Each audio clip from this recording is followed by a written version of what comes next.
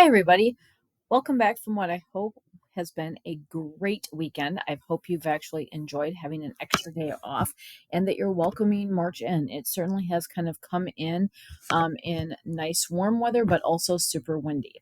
So, when we actually get back together tomorrow, we are going to be focusing on learning these last four learning targets or working with these last four learning targets before we have your test, which is going to happen the week of March 11th.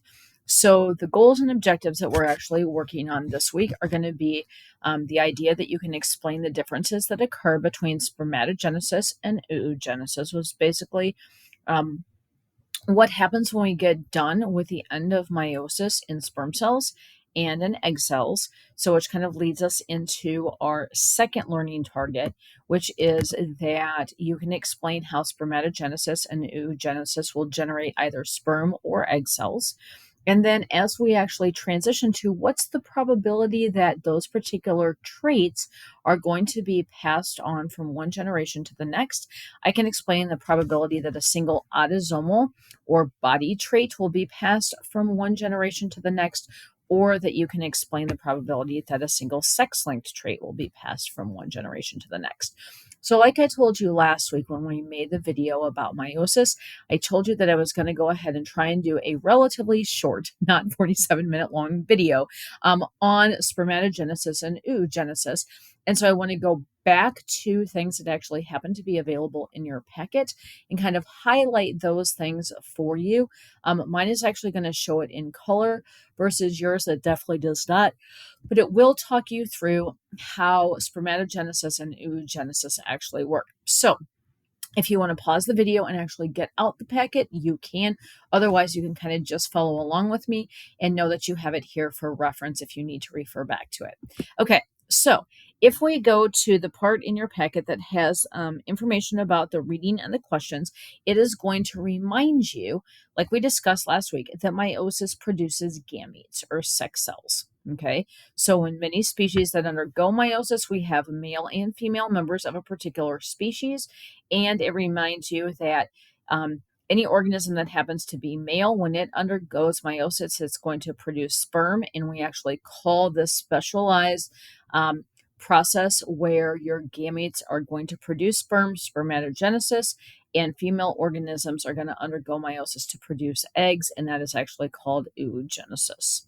Okay, so I'm going to go back and forth between the reading that you actually have and a visual that you have to kind of help you with it. Okay, so both sperm and egg, so in both processes, you start out with that normal diploid cell. So the normal cell that contains 46 chromosomes. Okay, and in each of the diagrams that I'm going to show you, this normal cell that kind of starts everything else is just called a germline cell. Okay, and it is going to have a green circle around it. All right, so these cells are going to go ahead and actually divide using mitosis over and over and over again. So it's making more of itself. And the overall goal is to have cells that have the exact same DNA and the exact same information in it. Okay, so they go ahead and they produce more germline cells as well as cells that are actually destined to be able to undergo meiosis. Okay, so the cell that's going to replicate its chromosomes and start meiosis is either called a spermatogonium or an oogonium. Okay, so and in both diagrams that I'm actually going to show you, okay, those are going to have a yellow ring around them, right? So our normal germline cells are going to be green, and the ones that are destined to actually start to go through meiosis are going to be in yellow. All right, so now, regardless of whether or not we're in a male or a female, or we're talking about sperm or eggs, the ones that are going to replicate their chromosomes, okay, or copy them to actually go through meiosis are going to become either primary spermatocytes or primary oocytes, and they're going to be in blue. So let's take a look at that much on both of the diagrams so that we can kind of look at it. So if we scroll down, all right, so if we're looking, and here we're doing spermatogenesis, here are your germline cells. All right, so they are in green. All right. Then the one that's actually destined to start to go through, all right, meiosis for the sperm, all right, is going to, this is your spermatogonium. All right. And then the one that actually starts to go through meiosis in this process. So it's basically the start cell when meiosis starts. Okay. So it's gone through interphase, it's gone through G1, it's gone through S, it's copied the chromosomes, G2, it's checked everything, it's ready to go through meiosis, is going to be the primary spermicide. Okay, so this and from here on out is where meiosis is going to happen. If we take a look at how that happens in the egg cell, all right, so here's oogenesis. Again, we have germline cells going through mitosis, producing cells that look just like them. Then they also have the ones that are going to be destined to go through meiosis in egg cells. Those are called oogoniums. And then the one that actually will start meiosis in an egg cell. So after these have gone through, the oogonium has gone through the cell cycle and interphase. So G1, S, where it copies all of its chromosomes, all the DNA actually gets copied in DNA replication. And then in G2, as it prepares for meiosis, and then we get to this blue one, which is the primary oocyte. So at that point in time in the reading, you basically have gone through everything that it's going to do beforehand, all right, in order to prepare for meiosis.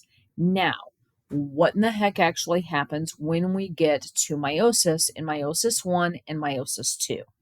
All right. So if we are in a sperm cell, okay, so we have something that is called a primary spermatocyte. It is going to perform meiosis 1. So it's going to go through all of the crossing over, all of the homologous pairs. The homologous pairs are actually going to separate. And at the end of meiosis 1, you're still going to get two cells. They're going to be called, here in sperm cells, it's going to be called a secondary spermatocyte. So the one that it starts off with is a primary spermatocyte, and then the ones that they end up with are called secondary spermatocytes. Then meiosis 1 is over. From then, the two secondary spermatocytes that are going to be circled in orange, all right, are going to go through meiosis 2, all right, which basically we said last week looks like mitosis, but it's happening for haploid cells as opposed to diploid cells, because when we get done with them, they're only going to have 23 chromosomes in the cell as opposed to 46. So when those cells get done performing meiosis 2, you get what are known as 4 spermatids. Okay, and so then the spermatids are actually going to develop into mature sperm. All right, and then the overall purpose of the sperm is just to actually be able to fertilize the eggs or the mature ovum. So if we go back to that diagram, all right, we have, all right, so here is our primary spermicide. Okay, it is going to go through meiosis 1. All right, so like I said, you're going to get the crossing over. They're pairing up with their homologous pair. They're going to cross over, and then the homologous pairs are going to separate so that at the end of meiosis 1, you will have 46 chromosomes in each one, but they are not identical to each other. So these that are circled in orange are called secondary spermicides. Okay, and then when they get done, when the secondary spermicides get done going through meiosis 2, you end up getting 1, 2, 3, 4, because all of your chromosomes now are going to separate. Okay, so the sister chromatids are going to separate from each other, and then you're going to have 23 chromosomes in each one of these cells. So these are your spermatids, and then they will go into forming 4 separate sperm cells, right? And then those sperm cells, all right, like they say here, these mature sperm have the ability to be able to fertilize the egg. Yep. So that's all that basically actually happens in spermatogenesis. If we go back up to the reading to look at what happens to the egg cells or in oogenesis, it's a little bit different. Okay, so during meiosis for egg cells, all right, it does start off the same. So it says you've got primary oocytes will perform meiosis one, right? So that pretty much is the same as spermatogenesis. So the primary one is either called a spermatocyte or an oocyte. But when it is actually done with meiosis one, you don't get two secondary cells here. Okay. What happens instead is that the primary oocytes are going to split to form two different products. One is a very large secondary oocyte, which they're going to show you in orange, and the other one is basically a small cell, which is called the first polar body, and that's going to be in purple. Okay. Now, polar bodies are just really small cells. There's not a lot of nutrients given to them. There's not a lot of energy that's actually given to them. And they are not fertilized, and they basically end up being discarded from the body. Okay. So a lot of people want to know why. Okay. And basically, many organisms, female organisms, use a process that's very similar to this to actually produce a large nutrient rich egg or ovum. Okay. And then they plan on nourishing a growing organism or a growing fetus with these extra nutrients instead of dividing them into four smaller cells. Okay. So basically, we end up discarding one, but then it allows us to actually be able to create bigger ones in order to provide energy and nutrients to developing organisms. Okay, it's a little bit different than the sperm. Okay, so but because living organisms actually develop within the egg that is going to be in the uterus, the way that egg cells actually work is a lot different. Okay, so then we have the secondary oocyte. It goes through meiosis too, but again, it's going to divide unequally. It produces one large ootid, which is in red, and one second polar body that again is going to be discarded. Okay. And then the ootid is what develops into the mature ovum or the mature egg. And then that egg waits to be fertilized by a mature sperm. And then it becomes the growing fetus that is going to be nourished by the extra nutrients inside this extra large cell. So let's take a look at what that actually looks like in this diagram, all right, that has all of these vocab words in it for you. Okay, so here we have the primary oocyte where we said that meiosis one was actually going to start. Okay, so it goes through the cell cycle.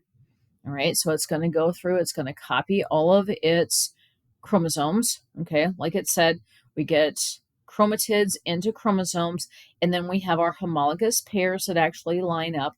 Crossing over is going to happen, and then we're going to not celebrate, we're going to separate. There we go. We're going to separate our homologous pairs from one another. So we can see that the homologous pairs end up in each of the cells. But at the end of meiosis one, you have two cells. They both have the same information in them. They are not genetically identical, but one of them is going to become that much larger secondary oocyte, while the other one becomes the first polar body that's going to be discarded. And then, okay, the secondary oocyte is going to go through meiosis two. All right. So meiosis 2 comes through in egg cells and produces, okay, what is known as the ootid. Okay, so we're going to take all of these, like our two chromosomes, right? They're going to line up in metaphase 2. They're going to separate in anaphase 2. And now you can see that rather than being chromosomes, they're going to be chromatids. All right.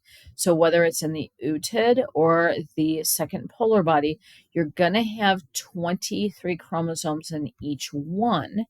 Okay.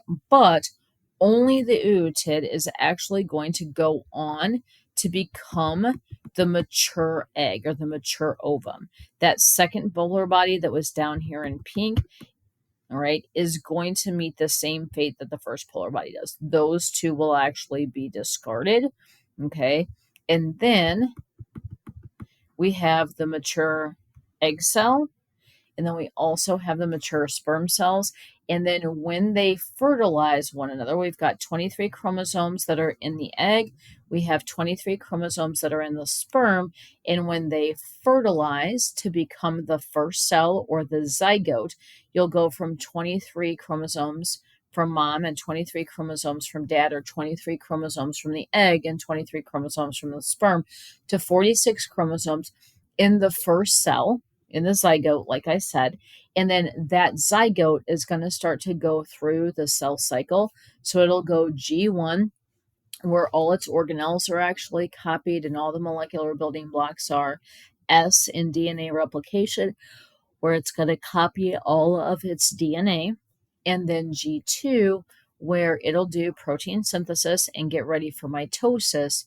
And then mitosis is actually going to go over and over and over again, so that the organism and the fetus and the embryo can continue to actually grow and form a living organism. So there's the information that you actually need on spermatogenesis and oogenesis.